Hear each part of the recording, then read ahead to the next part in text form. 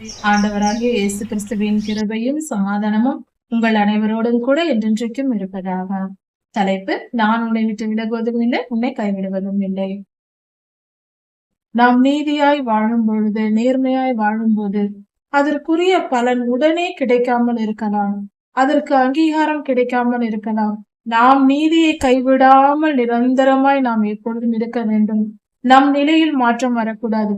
யார் நம்பினாலும் நம்பாவிட்டாலும் அங்கீகரித்தாலும் அங்கீகரிக்காவிட்டாலும் நம் நீதி நேர்மையை பாராட்டாவிட்டாலும் அதை பற்றி கவலைப்படக்கூடாது. என் பாதை கர்த்தரின் பாதை, நான் நேர்மையாய் நடப்பேன் என்று நாம் நடந்து செல்லும் பொழுது நம் வாழ்க்கையில் எத்தனை துன்பம் வந்தாலும் எத்தனை பாடுகள் வந்தாலும் நீதியும் நேர்மையுமாய் நாம் வாழும் பொழுது நம்முடைய வாழ்க்கை நிச்சயம் நாம் வாழ்ந்த நீதியும் நேர்மையும் நம்மை ஆபத்துகளிலிருந்து நம்மை காப்பாற்றும்.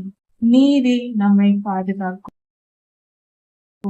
நீதிமொழிகள் 11ஆம் அதிகாரம் 6ஆம் வசனம் முதல் 17ஆம் வசனம் வரை. செம்மையானவர்களுடைய நீதி அவர்களை தப்புவிக்கும். கர்த்தருடைய பிள்ளைகள் பரிசுத்தமாய் நீதியாய் வாழ்கிறவர்கள், அவர்களுடைய நீதியும் நேர்மையுமே அவர்களை பாதுகாக்கும். மிகப்பெரிய ஆபத்துகளில் இருந்து தப்புவித்து விடும். அதாவது, ஒரு மனிதன் இருக்கிறார் என்றால் ஒரு நிறுவனத்தில் வேலை செய்கிறார் என்று வைத்துக் கொள்வோம். அப்படி இருக்கும்பொழுது அந்த மனிதன் பல வருடங்களாக வேலை செய்கிறார். நீதியாய் நேர்மையாய் நடப்பவர், ஒரு பொய் சொல்ல மாட்டார், பிறரை ஏமாற்ற மாட்டார், எந்த தவறும் செய்யாமல் நீண்ட காலம் அவர் அந்த இடத்தில் பணிபுரிகிறார் என்றால், திடீரென்று ஏதோ ஒரு பிரச்சனை வரும்போது மற்றவர்கள் எல்லோரும் பொய் பித்தலாட்டம் செய்கிற மனிதர்களை ஒரு முதலாளி விசாரணை வைக்கிறார். ஏதோ அந்த நிறுவனத்தில் தவறு நடந்து விடுகிறது, இது எப்படி நடந்தது என்று விசாரிக்கும் பொழுது இந்த நீதிமானை பார்த்தால் அந்த முதலாளி சந்தேகப்பட மாட்டார்.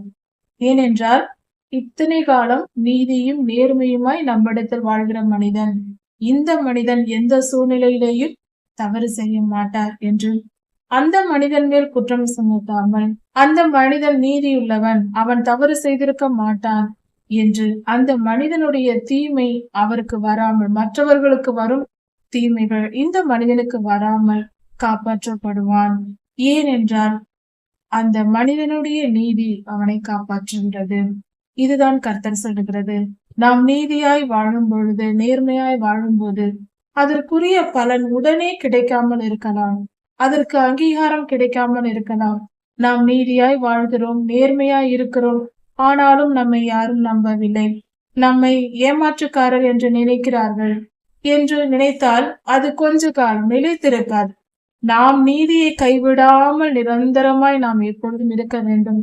நம் நிலையில் மாற்றம் வரக்கூடாது.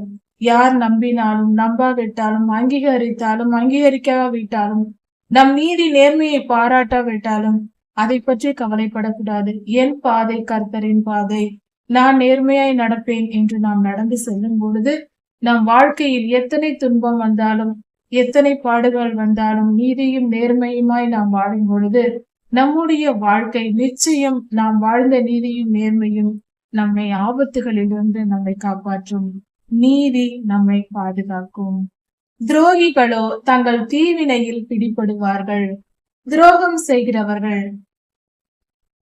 தன்னுடைய நீதியை விட்டுவிட்டு பிறரை ஏமாற்றி தீவினை செய்து வாழ்ந்து கொண்டிருக்கிறவர்கள் நிச்சயம் அவர்கள் தங்கள் பலனை அடைவார்கள். அவர்கள் செய்யும் தீவினைகள் அவர்களே மாட்டிக்கொள்வார்கள், பிடிபடுவார்கள், அவர்கள் பிடிக்கப்படுவார்கள். பல நாள் திருடன் ஒரு நாள் பிடிபடுவான் என்று சொல்வார்கள் பழக்கம். பல நாள் திருடி கொண்டிருக்கலாம், பலரை ஏமாற்றி கொண்டிருக்கலாம், ஆனால் காலம் முழுவதும் ஏமாற்றி கொண்டிருக்க முடியாது. பல நாள் திருடினாலும் என்றாவது ஒரு நாள் நிச்சயம் மாட்டுவான், பிடிபட்டு போவான் ஒரு திருடன். பாவம் செய்கிறவனும் அப்படிதான்.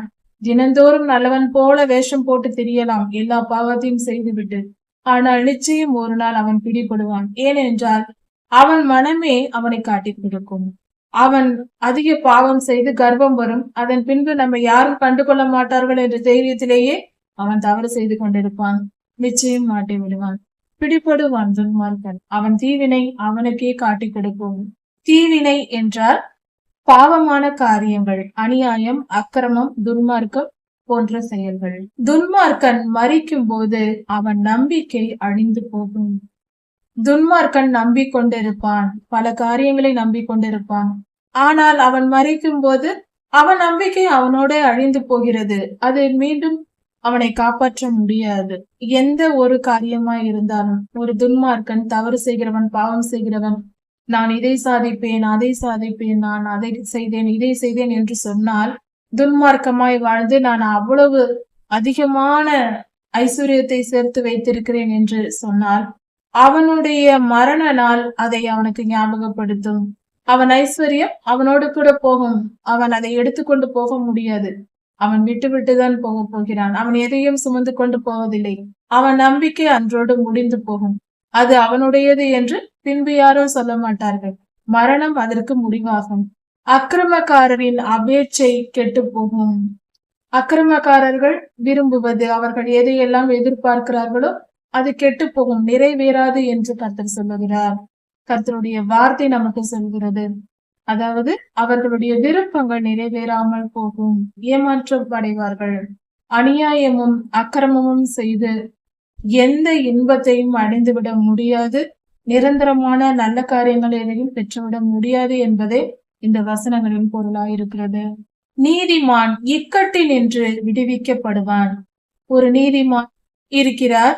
அந்த நீதிமானுக்கு பலவித துன்பங்கள், நெருக்கங்கள், இடுக்கங்கள், மிகுந்த நெருக்கம் இருக்கிறது. எதையும் செய்ய முடியாதபடி பல கொடுமைகளுக்கு ஆளாகி அவர் இருக்கிறார் என்றால் அந்த மனிதனை கர்த்தர் தப்புவிப்பார், கர்த்தர் விடுதலையாக்குவார். அந்த இடத்தில் துன்மார்க்கன் வந்து நிற்பான். அப்படி என்றால் நீதிமான்கள் விடுவிக்கப்பட்டு, இக்கட்டுகளிலிருந்து விடுவிக்கப்பட்டு, துன்மார்க்கருக்கு அந்த தண்டனை கொடுக்கப்படும். கர்த்தர் நீதியாய் நியாயந்திருப்பார். அந்த மனிதனை கொடுமைப்படுத்தியவர்கள், துன்புறுத்தியவர்களுக்கு அதே நிலை வரும். இவர்கள் என்ன செய்தார்களோ நீதிமானுக்கு அதே காரியங்கள் அவர்களுக்கு நேரிடும். மாயக்காரன் தனக்கு அடுத்தவனை கெடுக்கிறான், தன் வாயினால் கெடுக்கிறான்.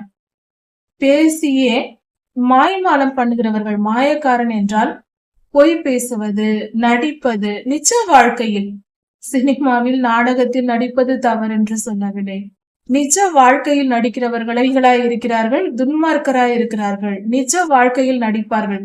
நடித்து பிறரை ஏமாற்றிக் கொண்டு தங்கள் வாழ்க்கையை ஓட்டிக்கொண்டு போவார்கள். அப்படிப்பட்டவர்களை மாயக்காரர்கள். பேச்சில் பொய், வாழ்க்கையில் நடிப்பு போன்ற காரியங்கள். நடிப்பு என்பது பொய். அப்படி நிஜ வாழ்க்கையில் நடித்து கொண்டு பிறரை ஏமாற்றிக் கொண்டு இருக்கிறவர்களே மாயக்காரர்கள். அப்படிப்பட்டவர்கள் தங்கள் வாயினால் தனக்கு அடுத்தவனை கெடுக்கிறான். மாய்மாலம் பண்ணுகிறவன் தன் கூட இருக்கிறவர்களை கெடுத்து கொண்டிருப்பான். அவர்களை போல இல்லாத ஒரு மனிதன் கிடைத்தால் அவர்களை மாய்மாலமாக பேசுவது, செயல்படுவது, இப்படி செய்து பிறரை கெடுத்து கொண்டிருப்பான். பிற வாழ்வை கெடுக்கிறவன். மாய்மாலக்காரன் நம்மை கெடுக்க வரும் பொழுது நீதிமானாய் நாம் இருந்தால், நீதிமானாய் நாம் வாழ்கிறவர்களாய் இருந்தால் தப்புவிக்கப்படுவோம். நம்முடைய அறிவு நம்மை காப்பாற்றும். நம்முடைய அறிவினால் நாம் தப்பித்துக் கொள்ளலாம். மாயக்காரர்களிடமிருந்து நீதிமான் அறிவினால் தப்புவித்துக் கொள்கிறான், தன்னைத்தான் காப்பாற்றிக் கொள்கிறான். இவன் சொல்வது பொய், இவன் செய்வது நடிப்பு, இவனை நம்பக்கூடாது, நாம் ஏமாந்து போக விட கூடாது என்று தான் அறிந்து வைத்திருப்பான் நீதிமான். இதனால் அப்படிப்பட்ட அறிவை கர்த்தர் கொடுத்து வைத்திருக்கிறார். பரலோகத்திலிருந்தே இந்த அறிவு கொடுக்கப்படுகிறது. கர்த்தருடைய வார்த்தையின்படி நாம் நடக்க தொடங்கும் பொழுது கர்த்தருடைய ஆவியானவர் நமக்குள் வருவார். அவர் ஞானத்தையும் உணர்வையும் கொடுக்கிறவர், ஆலோசனையும் பலனையும் கொடுக்கிறவர், அறிவையும் கர்த்தருக்கு பயப்படுகிற பயத்தையும் கொடுக்கிறவர், கர்த்தருடைய ஆவியை கொடுக்கிறவர். அப்படி இருக்க பரிசுத்த ஆவியானவரே நமக்குள் வந்து செயல்படுவதினால், நமக்கு போதிப்பதினால் மாய்மாலக்காரர்கள், அக்கிரமக்காரர்களை நமக்கு அடையாளம் காட்டி விடுவார். நம்மை ஏமாற்றுவதற்காக யாராவது வஞ்சகமாய் வந்து பேசினால் நாம் ஏமாற மாட்டோம். பலவித தொழில்கள் இன்று இருக்கிறது. ரெப்ரசன்டேட்டிவ் என்று சொல்லிக் கொண்டு பலர் வருவார்கள். இந்த பொருளை வாங்குங்கள், இந்த பணத்தை முதலீடு செய்யுங்கள், இந்த பொருள்கள் மிக ஆரோக்கியமானது உங்களுக்கு என்று சொல்லி வஞ்சகமாய் பேசி வாயினால் மாய்மாலம் செய்து கொண்டு வருவார்கள்.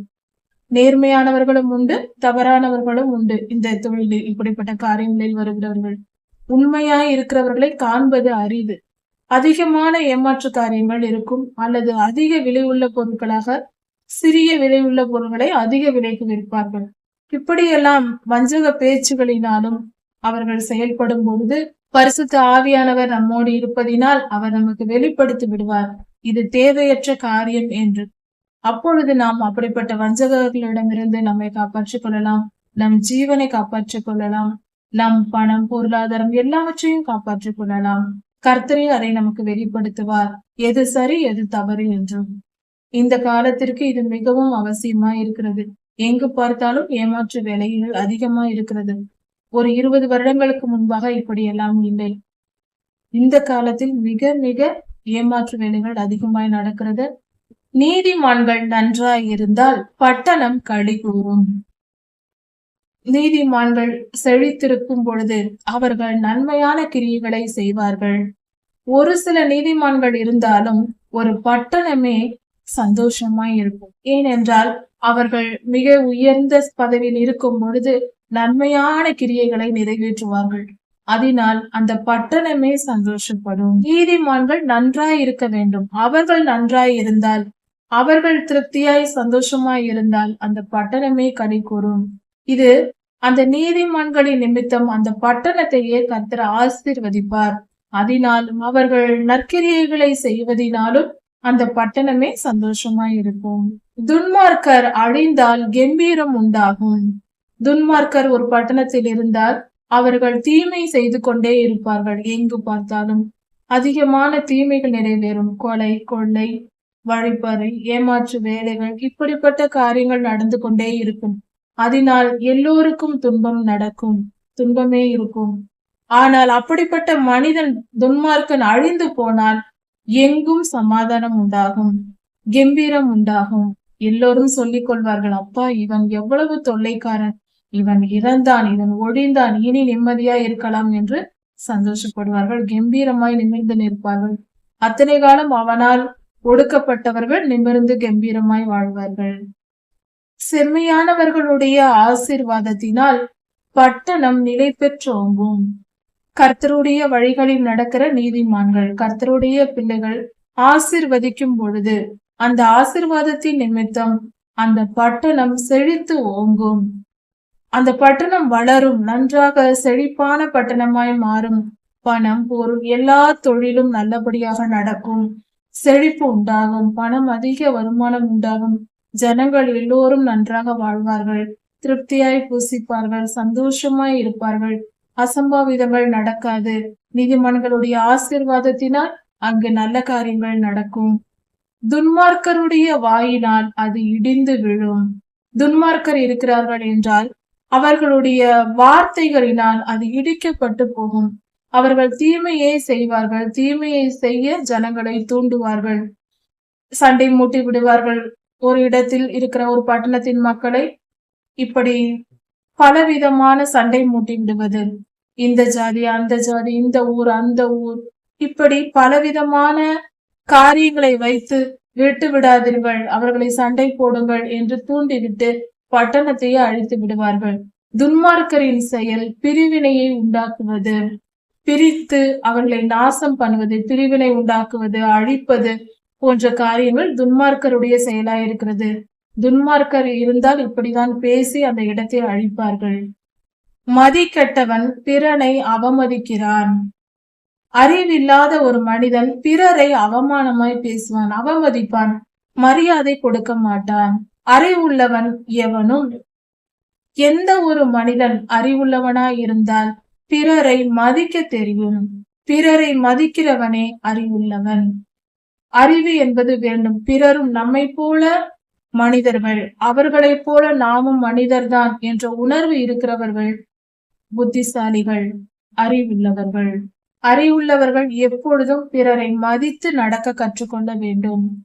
எப்பொழுதும் அது நற்குணமாய் இருக்கிறது.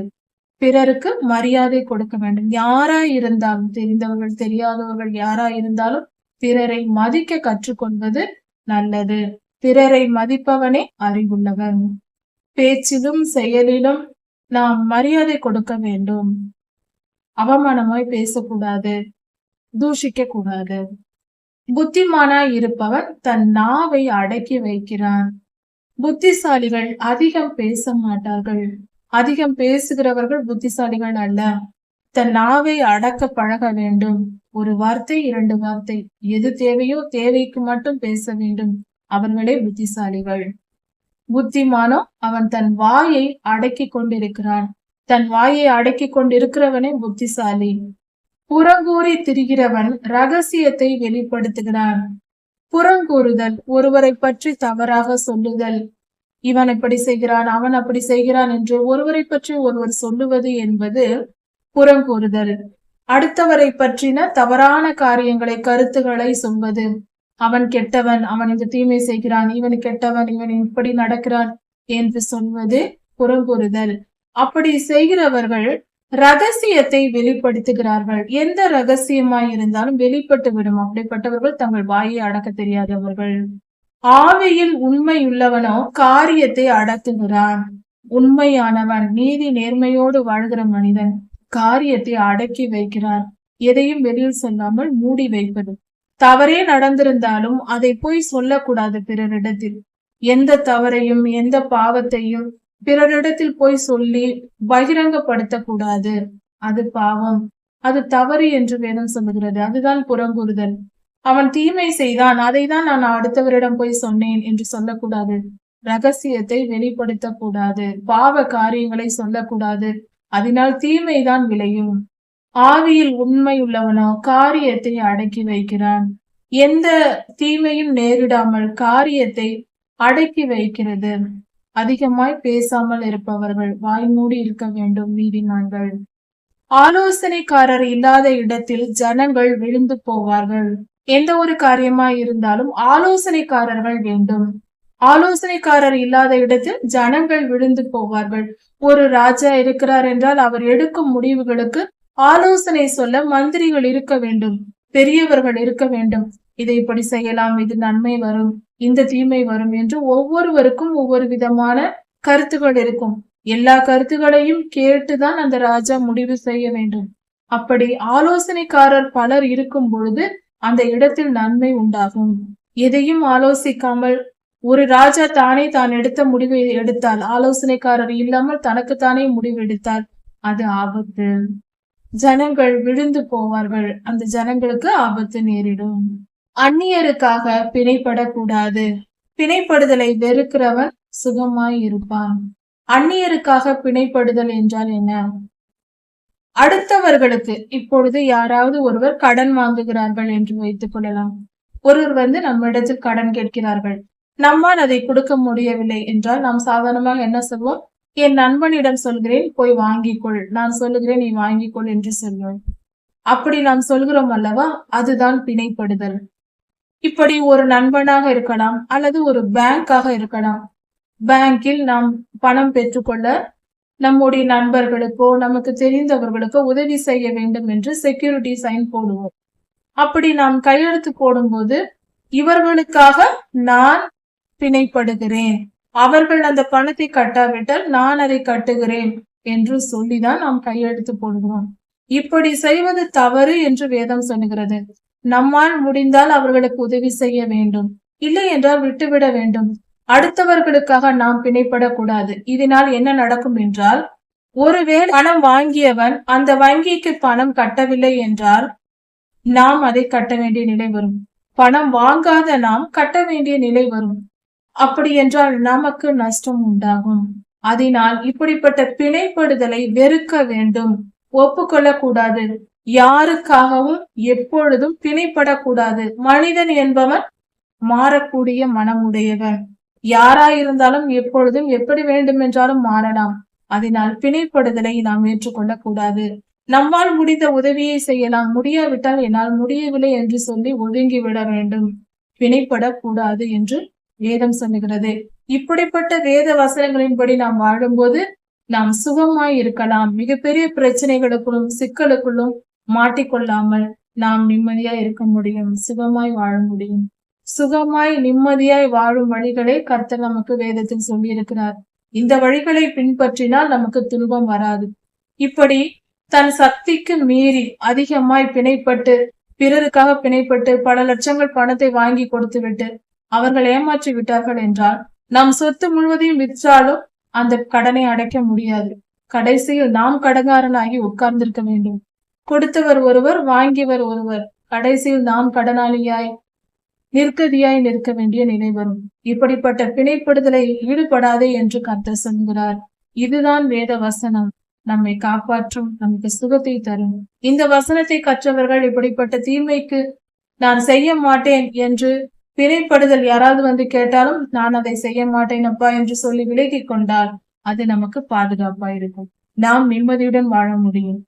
என்னால் முடியாது, வேண்டுமென்றால் நீயே போய் கேட்டு வாங்கிக்கொள் என்று விலகிவிட வேண்டும். ஷூரிட்டி சைன் போடுகிறேன் என்று போடக்கூடாது.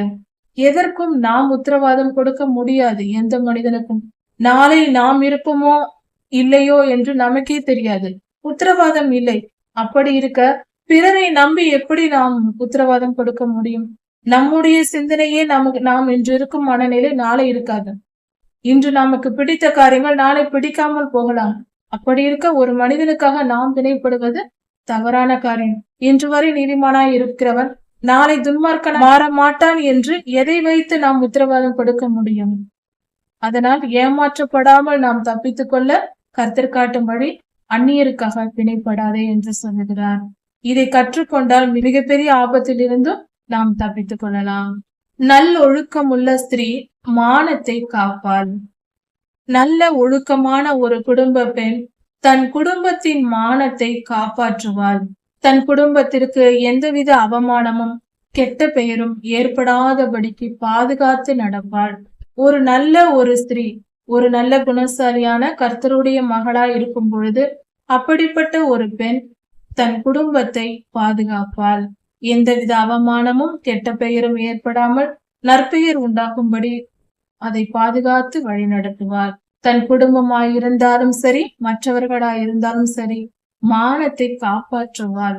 ஒருவருக்கு உதவி செய்து அவர்களுக்கு அவமானம் நேராமலும் எந்தவித தீமையும் நேரிடாமலும் மற்றவரை பாதுகாப்பதில் ஆகட்டும் நல்லொழுக்கமுள்ள ஸ்திரீ மானத்தை காப்பாள். ஆனால் அதே போல பராக்கிரமசாலிகள் ஐஸ்வர்யத்தை காப்பார்கள்.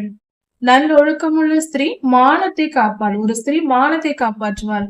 பராக்கிரமசாலியான ஆண்கள், பராக்கிரமசாலிகள் ஐஸ்வர்யத்தை பாதுகாப்பார்கள். திறமையாய் தங்கள் ஐஸ்வர்யத்தை பாதுகாத்துக் கொள்வார்கள். பிறருக்கு தயவு செய்கிற மனிதன், தயையுள்ள மனிதன் தன் ஆத்துமாவுக்கு நன்மை செய்கிறான்.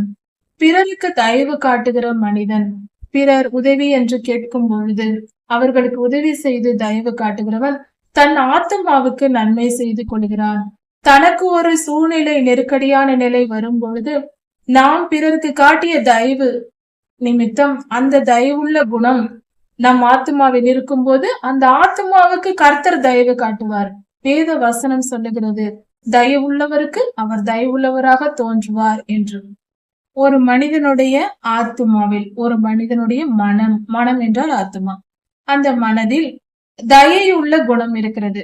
பிறர் யாராவது வந்து உதவி கேட்கும் போது உடனே எடுத்து செய்கிற குணம் இருக்கிறது. அதுதான் தயவு.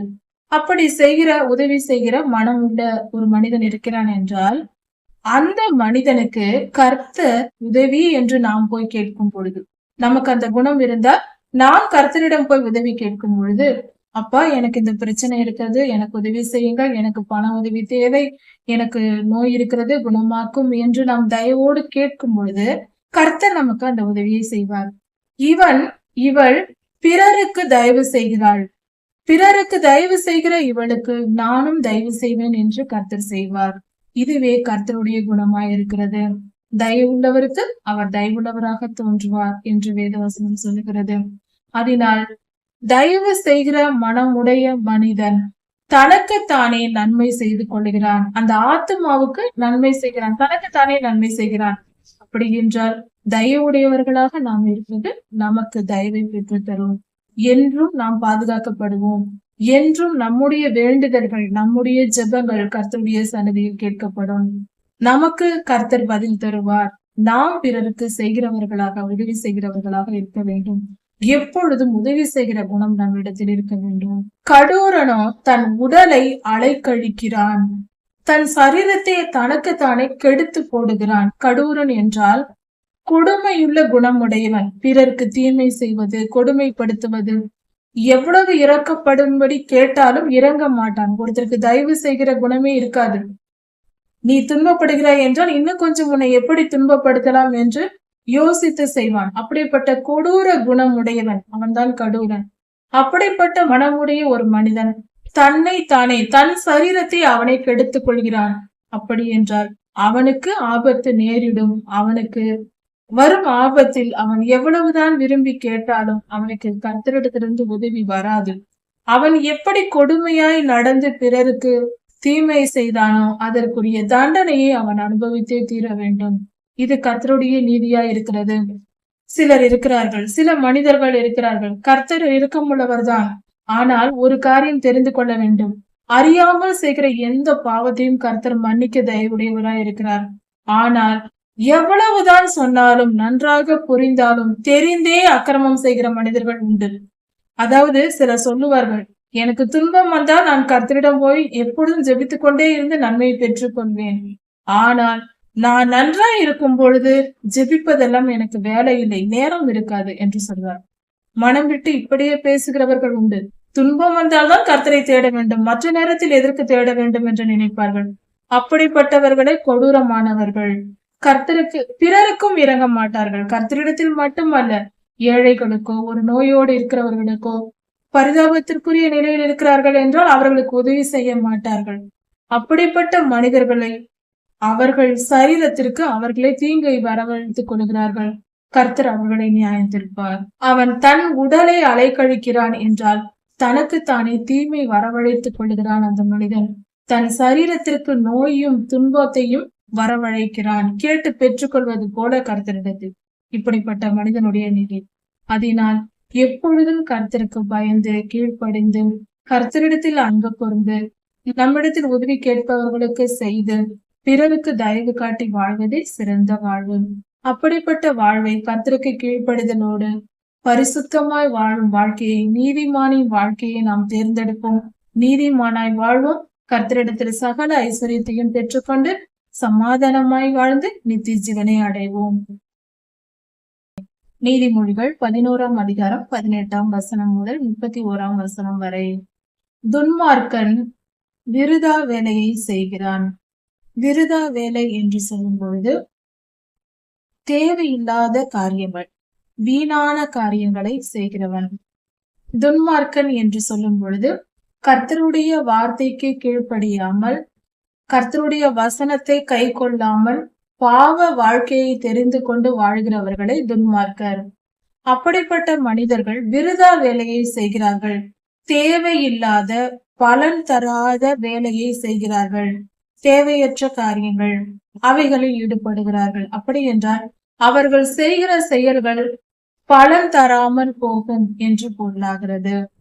அதனால் ஒரு பலனும் கிடைக்காது. அவர்கள் நம்பிக்கொண்டிருப்பார்கள், பெரிய காரியங்களை செய்கிறோம், இது கிடைக்கும் அது கிடைக்கும் என்று நினைப்பார்கள். ஆனால் அதற்கான பலன் எதையுமே அவர்கள் பெற மாட்டார்கள். அவர்களுடைய தெரிந்து கொள்ளுதல் தவறாயிருக்கிறது. அவர்கள் நினைக்கிற காரியங்கள் தவறாயிருக்கிறது. அவர்களுடைய எதிர்பார்ப்புகள் பொய்யாய் போகும் என்பதே அதன் பொருள். நீதியை விதைக்கிறவனோ மெய் பலனை பெறுவான். நீதியை விதைக்க வேண்டும். அப்படி என்றால் நாம் நீதிமானாய் வாழ வேண்டும். அது மட்டும் போதாது, பிறருக்கும் நீதி நெறிமுறைகளை சொல்ல வேண்டும். நம்முடைய செயல்கள் நீதியாய் இருக்க வேண்டும். பொய் பேசாமல், பிறரை அடித்து பிடித்து பிறர் பொருளை அபகரிக்காமல், பிறருடைய பொருள் மேல் இச்சை கொள்ளாமல், பரிசுத்தமாய் நீதியாய் நேர்மையாய் வாழ வேண்டும். உண்மையை பேச வேண்டும். மாற்றி மாற்றி பேசக்கூடாது. தந்திர பேச்சுகள் கூடாது. உள்ளதை உள்ளதென்றும் இல்லதை இல்லதென்றும் சொல்ல வேண்டும். இப்படி சொல்லி நேர்மையாய் வாழ்கிற மனிதர்கள் நீதியை விதைக்கிறார்கள். தன் வாழ்க்கையில் நீதியை கடைபிடித்து நம்முடைய பிள்ளைகளுக்கும் பிறருக்கும் நாம் நீதியை சொல்லி இப்படி வாழ வேண்டும், நீதியாய் வாழுங்கள் என்று சொல்லி ஆலோசனை கொடுத்து நாம் வாழ்வதே நீதியை விதைப்பதாகும்.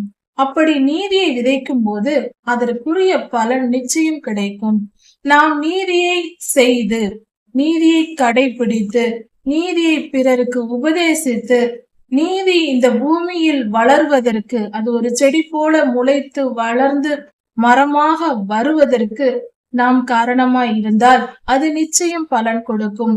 ஒரு மரம் எப்படி ஒரு நல்ல கனியுள்ள ஒரு விதையை நாம் விதைக்கும் பொழுது அது மரம் பழம் கொடுக்கும். ஒரு சாதாரணமாக ஒரு ஆப்பிள் ஒரு விதையை நாம் விதைக்கிறோம் என்றால் அது மரமாகி அது பழம் தந்து நிச்சயம் அது நமக்கு கனி கொடுக்கிறது. பெரியதாய் வளரும், அது கனி தரும். அது போல நாம் நீதியை விதைத்தால் அது நிச்சயம் நீதியின் பலனை நமக்கு கொடுக்கும். ஒரு முட்செடியின் விதையை நாம் விதைத்தால் அதிலிருந்து நாம் எந்த கனியையும் புசிக்க முடியாது. அது முள்தான் குத்தும், கீழே விழுந்து அதிகமாய் நம்மை காயப்படுத்தும். அது போலதான் துன்மார்க்கருடைய வேலைகள். நீதி ஜீவனுக்கு ஏதுவாய் இருக்கிறது போல துன்மார்க்கனும் மரணத்திற்கு ஏதுவாய் இருக்கிறான். தீமையை பின்தொடர்கிறவன், தீமையை பின்தொடர்ந்து போகிறவனும் மரணத்துக்கு ஏதுவாய் இருக்கிறான். அதாவது நாம் நீதியின் பாதையில் நடக்கிறோம் என்றால் நமக்கு நன்றாக தெரியும் பரலோகத்திற்கு நாம் போவோம். நாம் நீதியாய் நடந்து கர்த்தருடைய வழிகளை கடைபிடித்து வேத வசனத்தை படித்து தினந்தோறும் வேத தியானமும் ஜெபமும் நாம் செய்து கொண்டு பரிசுத்தமாய் பிறரை ஏமாற்றாமல் நீதியாய் நேர்மையாய் வாழ்ந்தால் நிச்சயம் பரலோகம் செல்வோம். அப்படி என்பது எல்லோருக்கும் தெரியும். நாம் அப்படி செய்து கொண்டிருக்கிறோம் என்றால் நாம் நிச்சயம் பரலோகத்திற்கு போக போகிறோம். இப்படி செய்து நாம் பரிசுத்தமாய் வாழ்ந்தால் கர்த்தர் நம்மேல் கிருபை கூர்ந்து நம்மை பரலோகத்திற்கு ஏற்றுக்கொள்வார். இது நன்றாக தெரிந்த காரியம். அதே போல பாவத்தை தீமையை பின்தொடர்கிறவனும் மரணத்திற்கு எதுவா இருக்கிறான். தீமையை பின்தொடர்வது என்பது இந்த இடத்தில் மரணம் என்பது முதல் மரணம் அல்ல, இரண்டாம் மரணத்தை குறிக்கிறது. முதல் மரணம் என்பது எல்லோருக்கும் நேரிடுவது, பூமியிலிருந்து மனிதனுடைய சரீரத்திலிருந்து ஆவியாத்மா பிரிந்து செல்வது. இரண்டாம் மரணத்தை தான் இங்கு சொல்லப்பட்டிருக்கிறது. இரண்டாம் மரணம் என்பது ஒரு மனிதனுடைய ஆத்மா அக்னி கடலில் அழிக்கப்படுவது, நரகத்தில் போட்டு அழிக்கப்படுவது. அதுதான் இங்கு சொல்லப்பட்டிருக்கிறது. தீமையை பின்தொடர்கிறவன் மரணத்திற்கு பாத்திரமாய் இருக்கிறான், மரணத்தை அடைவான்.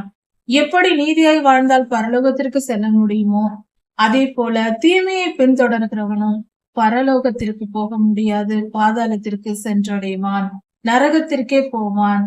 அவன் தீமை செய்து கொண்டு பேசுவது பொய், ஏமாற்றுவது, பிறரை அபகரிப்பது, பெருமைப்படுவது, சுயநலமாய் வாழ்வது, இப்படியெல்லாம் தீமையான காரியங்களை செய்து கொண்டு நான் பரலோகத்திற்கு போய்விடுவேன் என்று கனவு கண்டு கொண்டிருக்க கூடாது. யாரும் பரிசுத்தமாய் வாழ்ந்தால்தான் கர்த்தர் நம்மேல் கிருபை வைத்து அவர் ரத்தம் தெளித்து நம்மை பரிசுத்தப்படுத்தி பரலோகத்தில் சேர்த்துக் கொள்வார். மனம் திரும்பினால்தான். விசுவாசம் என்பதே மனம் திரும்புதல். கர்த்தரை விசுவாசித்து மனம் திரும்ப வேண்டும். மனம் திரும்பினால்தான் கர்த்தருடைய ராஜ்யத்தை பின்தொடர முடியும், அவரிடத்தில் போய் சேர முடியும். தீமை செய்து கொண்டிருக்கிறவன் மனம் திருந்தாதவன். திருந்தாதவனை பரலோகத்தில் எப்படி சேர்ப்பார்கள்? நிச்சயம் நரகத்திற்கு தான் அவன் போடப்படுவான். அதனால்தான் தீமையை பின்தொடரக்கூடாது. ரட்சிக்கப்பட்டவர்கள் என்று சொல்லிக்கொண்டே தீமை செய்து கொண்டே இருப்பார்கள்.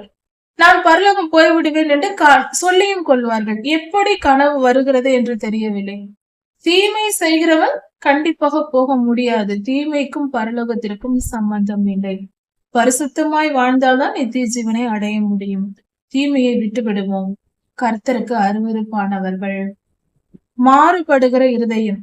அப்படி என்றால் ஒரு மனிதனிடத்தில் ஏதாவது ஒரு காரியம் சாதிக்க வேண்டும் என்றால் அவர்களுக்கு ஏற்றபடி பேசுவது, அவர்களுக்கு பிரியமானபடி நடந்து கொள்வது.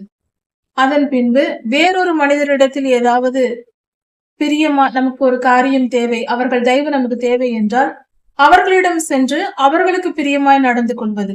இப்படி மாற்றி மாற்றி ஆட்களுக்கு ஏற்றபடி தன்னை மாற்றிக்கொண்டு எல்லோரையும் ஏமாற்றிக் கொண்டு தெரிவது. உண்மையாய் இருக்க மாட்டார்கள். அப்படிப்பட்டவர்கள் இருதயத்தில் உண்மை இருக்காது. எல்லோர் பேரிலும் கெட்ட எண்ணம் இருக்கும், வெறுப்பு இருக்கும், கசப்பு இருக்கும். வெளியில் காட்டிக்கொள்ளாமல் எல்லோரிடத்திலும் நல்லவர் போல நடந்து கொண்டு எல்லோரிடத்திலும் அன்பாயிருப்பது போல நடித்து கொண்டு வாழ்ந்து கொண்டிருப்பார்கள்.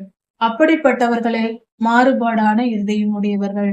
அப்படிப்பட்டவர்கள் கர்த்தருக்கு அருவருப்பானவர்கள். கர்த்தர் அவர்களை மீட்க மாட்டார். மாறுபாடுள்ள இருதையும் கர்த்தருக்கு பிடிக்காது. உத்தம மார்க்கத்தாரோ கர்த்தருக்கு பிரியமானவர்கள்.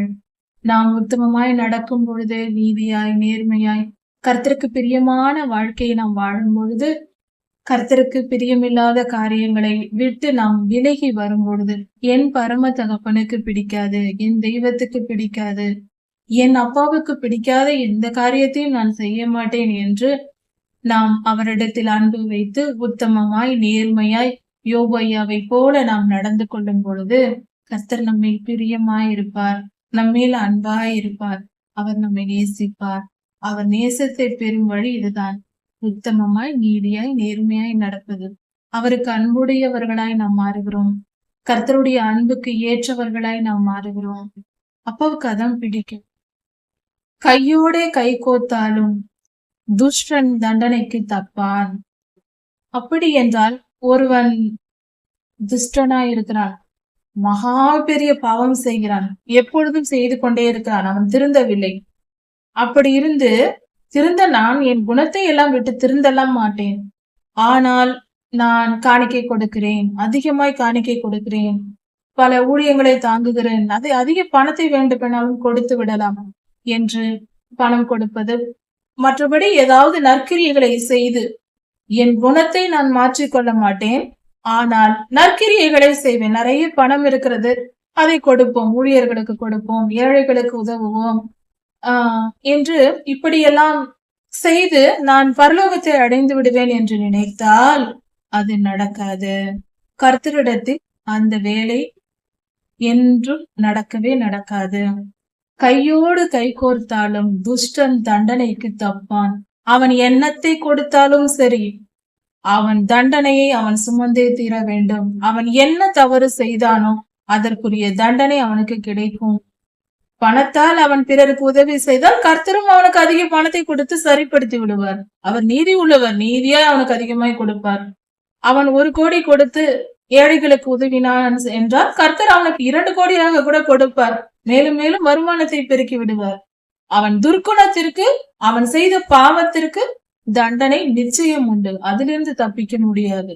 பணத்தை கொடுத்தோ வேறு எந்த காரியத்தை செய்தோ கர்த்தரை ஏமாற்ற முடியாது. நான் தினந்தோறும் 2 மணி நேரம் ஜெபிக்கிறேன், நான் செய்த பாவத்திற்கு எனக்கு கர்த்தர் தண்டனை கொடுக்க மாட்டார் என்று நினைத்து கொண்டால் அது நம்மை நாமே ஏமாற்றிக் கொள்கிற காரியம். நிச்சயம் உண்டு. கர்த்தர் நீதி உள்ளவர், நீதியின் சூரியன். அவரை ஏமாற்ற நினைக்கிற மதிகேடராய் நாம் இருந்து விடக்கூடாது. மனம் திரும்பினால் நிச்சயம் மன்னிப்பு உண்டு, அதில் எந்த மாற்றமும் இல்லை. மனம் திரும்ப மாட்டேன், பாவம் செய்து கொண்டே இருப்பேன், வேற ஏதாவது வழியில் நாம் தப்பித்துக் கொள்ளலாம் என்று நினைக்க கூடாது. மனம் திரும்பினால் அவன் எப்படிப்பட்ட பாவியா இருந்தாலும் அவனுக்கு மன்னிப்பை ஆண்டவர் தருவார், நிச்சயம் தருவார். நீதிமான்களுடைய சந்ததியோ விடுவிக்கப்படும். நீதிமான்களின் சந்ததி, நீதிமான்களின் பிள்ளைகள் கர்த்தரால் விடுவிக்கப்படுவார்கள். அவர்கள் எப்படிப்பட்ட துன்பத்திலும் பொல்லாத ஆவிகளின் பிடியிலும் தீய மனிதர்களின் பிடியிலும் நீதிமான்களுடைய பிள்ளைகள் மாட்டிக்கொண்டிருந்தால், அவர்கள் பாவத்தில் கிடந்தாலும் கர்த்தர் அவர்களை மீட்டுக் கொள்வார், அவர்களை காப்பாற்றுவார். ஏனென்றால் அவர்கள் நீதிமானின் பிள்ளைகளாய் இருக்கிறார்கள். பெற்றோர்கள் நீதிமான்களாய் இருக்கும் போது அந்த நீதி நியாயங்கள் அந்த பிள்ளைகளிடத்திலும் அந்த குணம் இருக்கும். அதை நிமித்தம் கர்த்தர் அவர்களை மீட்டு கொண்டு கிருபை பாராட்டி இரக்கம் காட்டி அவர்களை மீட்டுக் கொள்வார். நீதிமான்களுடைய பிள்ளைகள் அவர்களுடைய சந்ததிகளும் விடுவிக்கப்படும். அவர்கள் மாத்திரமல்ல, அவர்கள் சந்ததியும். அப்படி என்றால் நம் பிள்ளைகள் நன்றாயிருக்க வேண்டும் என்றால் நாம் பணம், பொருள், சொத்து, பதவி, புகழ் இதையெல்லாம் சம்பாதிக்க தேவையில்லை. நீதியும் நேர்மையுமாய் வாழ்ந்தால் போதும், நம் சந்ததியே விடுவிக்கப்படும். ஒரு தலைமுறை, உன் பிள்ளைகள் என்று சொல்லவில்லை, சந்ததி என்று சொல்லப்பட்டிருக்கிறது. ஒரு மனிதன் நீதிமானாய் வாழ்ந்தால் அவன் சந்ததியே விடுவிக்கப்படுமாம். அது கர்த்தர் செய்தும் காட்டியிருக்கிறார். ஆபிரகாம் ஐயா நீதிமானாய் இருந்தார், விசுவாசித்தார், நீதிமான் என்று கர்த்தரால் சொல்லப்பட்டார். அவருடைய சந்ததி இன்று வரை நம் கண் காண இஸ்ரவேலர்கள் ஆசீர்வதிக்கப்பட்டு வருகிறோம். நாம் எல்லோரும் கர்த்தருடைய பிள்ளைகள், எல்லோரும் இஸ்ரவேலர்களே. அப்படி இருக்க எல்லோரும் நாம் ஆசீர்வதிக்கப்பட்டு வருகிறோம். இன்று வரை கர்த்தர் நம்மை மீட்டுக் கொண்டிருக்கிறார். ஆபிரகாம் ஐயாவை அவருடைய வாழ்க்கையில் இந்த காரியம் நிறைவேறி இருக்கிறது. அல்லேலூயா. ஒரு அழகான பெண் இருக்கிறாள், மிகவும் அழகாய் இருக்கிறாள். அப்படிப்பட்ட பெண் புத்தி இல்லாதவளாய் இருக்கிறாள், மதிகேடனாய் இருக்கிறாள். அப்படி என்றால் பாவம் செய்து கொண்டிருக்கிறாள். எவ்வளவு பேரழகியாய் இருந்தாலும் அந்த பெண் பாவம் செய்து கொண்டிருக்கிறாள் என்றால் அந்த பெண் எதற்கு சமம் என்றால் பன்றியின் மூக்கில் இருக்கிற மூக்குத்திக்கு சமம் என்று கர்த்தர் சொல்லுகிறார். பன்றி என்பது அருவருப்பான பிராணி, அது அவலட்சணமானது. அதன் மூக்கில் மூக்குத்தி போட்டால், மூக்கில் தங்க நகை போட்டால் அது அழகாகவா தோன்ற போகிறது? எவ்வளவு தங்க நகை போட்டாலும் அதற்கு அழகு வரப்போவதில்லை. ஏனென்றால் அது பன்றி, அருவருப்பான முகமுடைய ஒரு மிருகம். அது போல எவ்வளவுதான் ஒரு பெண் அழகாய் இருந்தாலும் மதிகேடராய் நடந்தால், பாவத்தில் வாழ்ந்தால் அவள் அழகில்லை, அவள் அருவருப்பானவள் என்று கர்த்தர் சொல்லுகிறார். பெண்களுக்கு முக்கியமானது நற்குணம், அறிவு வேண்டும், ஞானம் வேண்டும். பாவம் செய்கிறவன் மதி இல்லாதவன். பரிசுத்தமாய் வாழ்கிறவர்களே ஞானவான்கள். பெண்கள் ஞானமாய் நடக்க வேண்டும். பாவம் செய்வது முட்டாள்தனம். பரிசுத்தமாய், நீதியாய், நேர்மையாய் வாழ்வது, கற்பு நெறி தவறாத வாழ்க்கை வாழ்வதே ஞானமுள்ள செயல். அப்படி இருக்க வேண்டும் என்று கர்த்தர் சொல்கிறார். நீதிமான்களுடைய ஆசை நன்மையே. நீதிமான்கள் நன்மை செய்ய ஆசைப்படுவார்கள், நன்மை நடக்க வேண்டும் என்று ஆசைப்படுவார்கள். நன்மை நடக்க வேண்டும் என்று விரும்புகிறவர்கள் உண்மையிலேயே நீதிமான்களாய் இருப்பார்கள். ஒரு குடும்பத்தில் சமாதானம் நிலவ வேண்டும், ஒரு குடும்பம் செழிப்பாய் இருக்க வேண்டும், ஒரு தனி மனித வாழ்க்கையில் ஒருவர் செழிப்பாக இருக்க வேண்டும், ஒரு தேசம் நன்றாய் இருக்க வேண்டும், பாதுகாப்பாய் இருக்க வேண்டும். இப்படி நல்ல காரியங்களை, நன்மையை நினைப்பது துன்மார்க்கரின் ஆசை, அவருடைய விருப்பமாய் இருக்கும். அவர்களே துன்மார்க்கர். நீதிமான்களுடைய ஆசை எப்பொழுதும் நன்மை நடக்க வேண்டும் என்றே விரும்புகிறதா இருக்கும். ஒரு குடும்பத்தில், ஒரு தனி மனித வாழ்க்கையில், ஒரு தேசத்தில், எங்கும், ஒரு ஊரில் சமாதானம் இருக்க வேண்டும், நன்மைகள் நடக்க வேண்டும் என்று விரும்புவார்கள். இது நீதிமான்களின் சுபாவமா இருக்கிறது. நீதிமான்களுடைய ஆசையும் விருப்பமும் நன்மை நிறைவேற வேண்டும் என்பதா இருக்கும். துன்மார்க்கருடைய நம்பிக்கை, துன்மார்க்கர் என்ன நம்பிக்கொண்டிருப்பார்கள்? எப்பொழுதும் யாருக்காவது தீமை நடக்க வேண்டும், இது நிச்சயம் நடந்து விடும் பார், இவனுக்கு இந்த வியாதி வந்து விடும் பார், இவன் அழிந்து போவான் பார், இவனுக்கு இது நடக்கும் பார் என்று இப்படியே நினைத்து கொண்டிருப்பார்கள். அந்த நம்பிக்கையிலேயே இருப்பார்கள். இதுதான் துன்மார்க்கருடைய நம்பிக்கையா இருக்கிறது. துன்மார்க்கரின் நம்பிக்கை அழிவையே விரும்பும், நன்மையை விரும்பாது. பலருக்கு அள்ளி கொடுத்து, செல்வத்தை பலர் அள்ளி அள்ளி பிறருக்கு கொடுப்பார்கள். அதிகமாய் கொடுத்தாலும் அவர்கள் மிகப்பெரிய பணக்காரர்கள் ஆகிக்கொண்டே இருப்பார்கள், கொடுத்து கொண்டே இருப்பார்கள். அவர்கள் பெரிதாய் பணக்காரர்களாய் வளர்ந்து கொண்டே இருப்பார்கள். அவர்கள் பணம், செல்வம் எல்லாம் பெருகி கொண்டே இருக்கும். இப்படியும் நடக்கும்.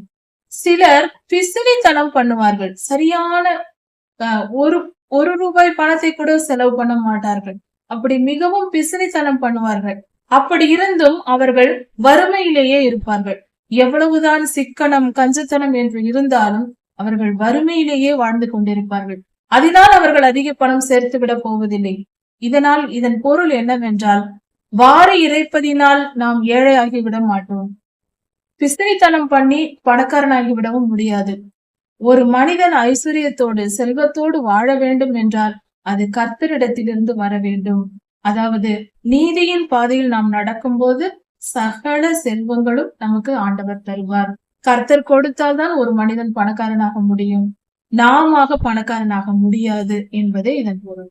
உதார குணமுள்ள ஆத்துமாவோ செழிக்கும். எவன் தண்ணீர் பாய்ச்சுகிறானோ அவனுக்கு தண்ணீர் பாய்ச்சப்படும். அதாவது தாராளமாய் கொடுக்க மனமுடையவர்கள் நல்லவர்கள். அப்படி கொடுக்கிறவர்கள், தாராளமாய் நான் கொடுக்கிறேன் என்று மனமாற தாராளமாய் கொடுத்து கொண்டிருக்கிறவர்களை பார்த்தால் அவர்களுக்கு கர்த்தரும் தாராளமாய் கொடுப்பார். அவர்கள் செழிப்பாய் இருப்பதற்கு காரணம் அவர்கள் தாராளமாய் கர்த்தருக்கு கொடுப்பதே. அதனால் நாம் எப்பொழுதும் கர்த்தருக்கு காணிக்கை கொடுப்பது, ஏழைகளுக்கு உதவுவது, நற்காரியங்கள் செய்வது, ஊழியங்களுக்கு உதவி செய்வது போன்ற காரியங்களில் கஞ்சத்தனமாய் இருக்கக்கூடாது. தாராளமாய் கொடுக்க வேண்டும். ஊழியங்களுக்கும் கர்த்தருக்கு காணிக்கை, கர்த்தருடைய நாமத்தின் நிமித்தம் நாம் செய்கிற பண செலவுகள் எல்லாம் தாராளமாய் இருக்க வேண்டும். அப்படி நாம் தாராளமாய் கொடுக்கும் பொழுது த பர்சன்டேஜ், அதனுடைய சராசரி நாம் எந்த அளவுக்கு தாராளமாய் கொடுக்கிறோமோ அந்த அளவுக்கு கர்த்தர் நம்மை ஆசீர்வதிப்பார். எவன் பாய்ச்சுகிறானோ அவனுக்கு பாய்ச்சப்படும், எவன் தண்ணீர் பாய்ச்சுகிறானோ அவனுக்கு தண்ணீர் பாய்ச்சப்படும். அப்படி என்றால் அதிகமாய் கர்த்தருடைய காரியத்திற்கு கொடுக்கிறவர்கள், ஏழைகளுக்கு உதவி செய்கிறவர்களை பார்த்தால் கர்த்தரும் அவர்களுக்கு உதவி செய்வார், அதிக செல்வத்தை அள்ளிக் கொடுப்பார். தானியத்தை கட்டி வைக்கிறவனை ஜனங்கள் சபிப்பார்கள். நம் நிலத்தில் விளையும் தானியங்களை விற்றால் பலரும் வாங்கி பிரயோஜனப்படுவார்கள். எனக்கு அடுத்த வருடத்திற்கு வேண்டும், அதற்கு அடுத்த வருடத்திற்கு வேண்டும் என்று பல வருடங்களுக்கு விளைச்சலை எல்லாம் சேர்த்து சேர்த்து களஞ்சியங்களில் சேர்த்து வைக்கிற பழக்கம் உண்டு அந்த காலத்தில். அதாவது சிலர் அப்படி செய்வார்கள். அப்படி கட்டி வைக்கிறவர்களை ஜனங்கள் சபிப்பார்கள். ஏனென்றால் அதை விற்றால் பலரும் வாங்கி பலன் பெறுவார்கள். பலர் பசியோடு இருக்க, இந்த நாளில் பலர் பசியோடு இருக்கும் பொழுது பல வருடங்களுக்கு பின்பு எனக்கு ஆகாரம் வேண்டும் என்று என்னிடத்தில் செல்வம் இருக்கிறது என்று சேர்த்து வைக்க கூடாது. அது பாவம். நாம் விளைகிற விளைச்சலை விற்று விட வேண்டும். தேவையானதை வைத்துக்கொண்டு, நம்முடைய ஒரு வருட பலனிற்கு வைத்துக்கொண்டு மீந்ததை நாம் விற்கும் பொழுது பணம் பெற்றுக் கொள்கிறோம். பொருள் எல்லோருக்கும் போய் சேருகிறது. அதனால் எல்லோரும் பொசிப்பார்கள். அடுத்த வருடம் மழை பெய்ய போகிறது, அடுத்த வருடம் பலன் கிடைக்க போகிறது. இதனால் என்ன?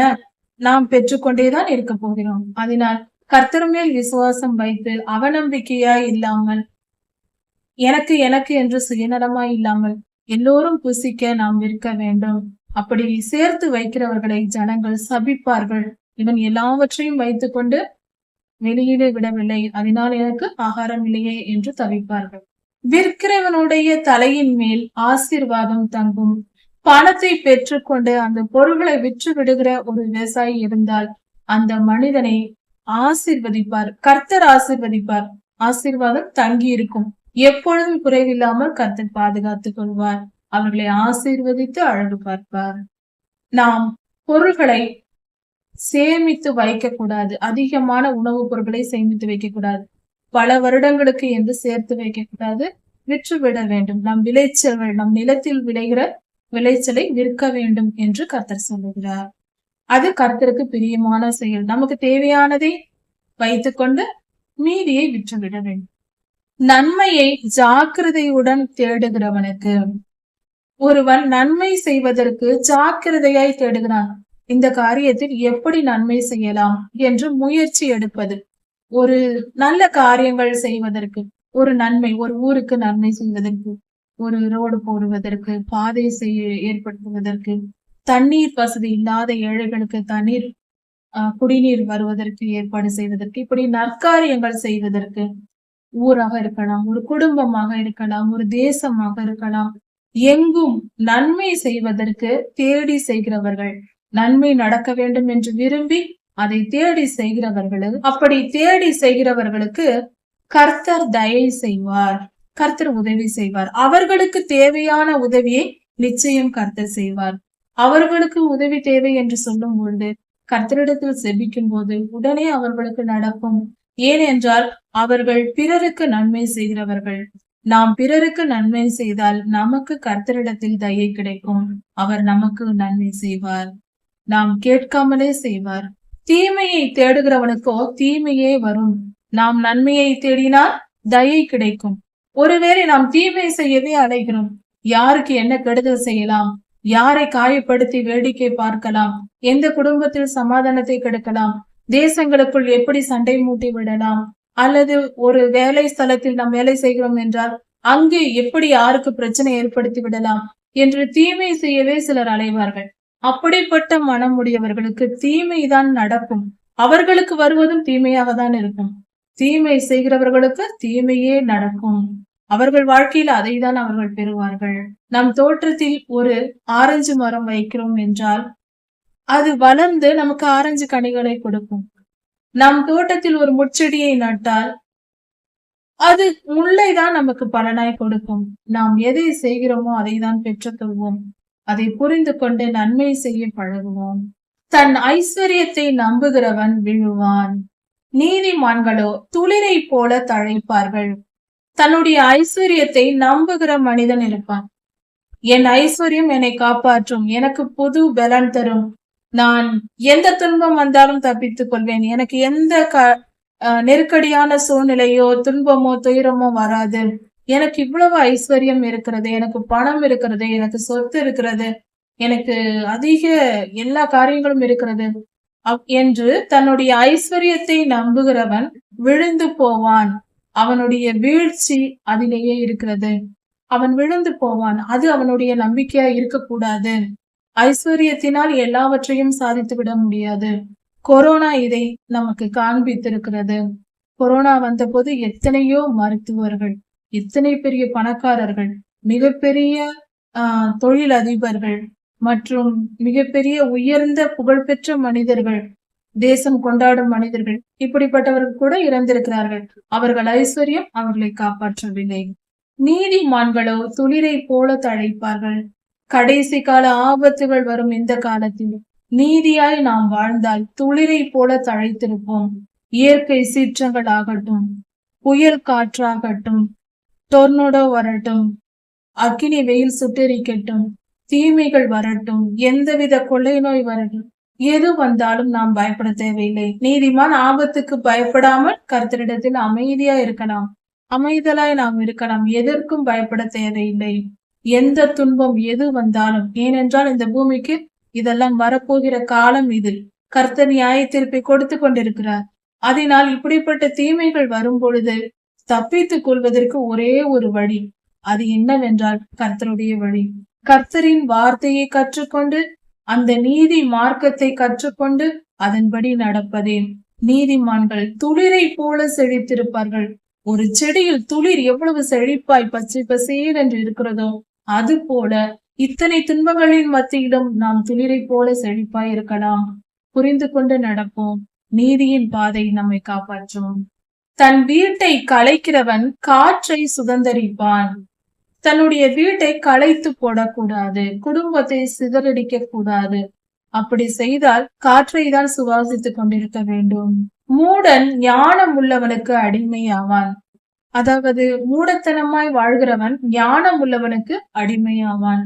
இதன் பொருள் என்னவென்றால், ஒரு குடும்பம் ஒரு எந்த இடமாய் இருந்தாலும் ஒரு ஒற்றுமை ஏற்படும்படி நம் வாழ்க்கையை நாம் வாழ வேண்டும். சிதறடிக்க பண்ணக்கூடாது. ஒருவருக்கொருவர் சமாதானத்தை உண்டு பண்ண வேண்டும். ஒரு குடும்பம் அல்லது ஒரு வீடு, ஒரு ஊராய் இருக்கலாம், ஒரு தேசமாக இருக்கலாம், ஒரு எந்த இடத்தில் ஒரு நிறுவனத்தில் வேலை செய்கிற இடமாக இருக்கலாம், எந்த ஒரு காரியத்தில் பலர் கூடுகிற ஒரு இடமா இருக்கலாம், எங்கும் சமாதானம் உண்டாகும்படி விரும்ப வேண்டும். அதற்கேற்ற காரியங்களையே செய்ய வேண்டும். அப்படி செய்யாவிட்டால் காற்றை தான் நாம் சுதந்திரிக்க வேண்டும். நமக்கு யாரும் இருக்க மாட்டார்கள். காற்றை தான் சுவாசித்துக் கொண்டிருக்க வேண்டும். மூடன் ஞானம் உள்ளவனுக்கு அடிமையாவான். ஞானவான் முட்டாளை அடிமைப்படுத்தி விடுவான். ஒரு நாள் வரும், அப்பொழுது அது நடக்கும். இதையும் தெரிந்து கொள்வோம். ஞானமாய் நடப்போம். நாம் முட்டாள்தனமாய் நடந்தால் பிறருக்கு அடிமையாக தான் போக வேண்டும். நீதிமானுடைய பலன் ஜீவ விருட்சம். நீதிமானுடைய பலன், அவன் நீதியாய் நடப்பதற்கு கர்த்தர் கொடுக்கும் பலன் ஜீவ விருட்சம். வெளிப்படுத்தல் 2-3 அதிகாரங்களில் 2ஆம் அதிகாரத்தில் சொல்லப்பட்டிருக்கிறது. கர்த்தர் 7 சபைகளுக்கு சொல்லும் பொழுது அந்த ஜீவ விருட்சத்தின் கனியை தருவேன் என்று சொல்லி இருக்கிறார். அப்படி இருக்க நாம் நீதியின் பாதையில் நடந்தால் ஜீவ விருட்சத்தின் கனியை பூசிப்போம், அது நமக்கு கிடைக்கும். அப்படி என்றால் நித்திய ஜீவனை அடையலாம், மரணத்தை வெல்லலாம், அக்னி கடலுக்கும் எரி நரகத்திற்கும் போகாமல் பரலோகத்தை அடையலாம் என்று பொருள். நீதிமானாய் வாழ்ந்தால் ஆத்துமாக்களை ஆதாயப்படுத்திக் கொள்கிறவன் ஞானம் உள்ளவன். கர்த்தருக்கு ஊழியம் செய்ய வேண்டும். எப்படி என்றால், நம்மை போன்ற நம் சகோதர சகோதரிகளுக்கு கர்த்தருடைய வார்த்தையை நாம் சொல்ல வேண்டும். பலர் ரட்சிப்புக்குள் வருவதற்கு நாம் உழைக்க வேண்டும். அப்படி செய்கிறவர்கள் ஞானம் உள்ளவர்கள். அப்படிப்பட்டவர்களுக்கு கர்த்தர் ஜீவ விருட்சத்தின் கனியை தருவார். எல்லோரும், கர்த்தருடைய பிள்ளைகள் எல்லோரும் பிறருக்கு கர்த்தருடைய நாமத்தை அறிவிக்க வேண்டும். எந்த ஒரு மனிதனும் நரகத்திற்கு சென்றுவிடக் கூடாது என்கிற எண்ணம் நம் மனதில் இருக்க வேண்டும். அதை நினைத்து நாம் கர்த்தருக்கு ஊழியம் செய்ய வேண்டும். கர்த்தருடைய வார்த்தையை ஜனங்களுக்கு சொல்ல வேண்டும்.